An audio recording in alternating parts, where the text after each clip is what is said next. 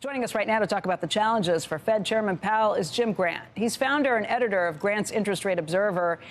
And Jim, you're somebody who has been waiting for the Fed to do something for a very long time, has been calling on them to do something for a very long time. Were you appeased by the actions you saw yesterday?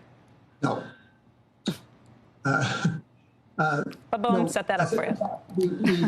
We tend to forget that that the 10-year Treasury is yielding just 1.5%. It was even after the short-lived fright of yesterday. I mean, these are very low rates, and these very high valuations dangling on the thread of these very low rates. This is all very important, and I think what the Fed in effect said yesterday is it is going to give inflation a nice running start, and it will catch up.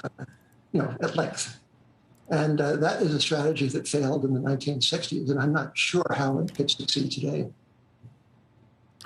Jim, you've been calling for this, what the Fed's been doing for a very long time. You've been saying that this is going to be the road to ruin, that we are going to be facing incredibly high inflation, but it hasn't happened yet.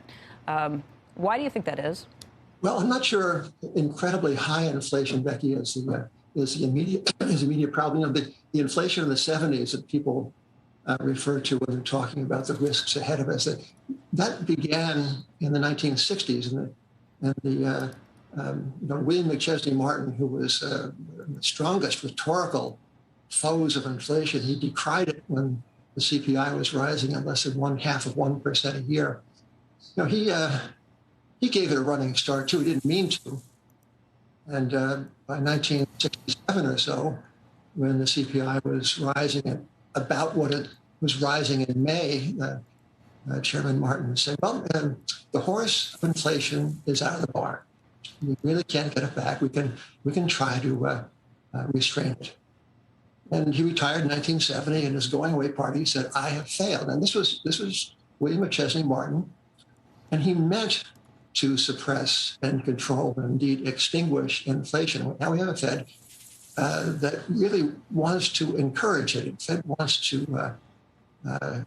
an average inflation. It wants a little more than 2%. And I think, Chairman Powell yesterday, Becky, said he said that he observed that the pandemic was a singularity.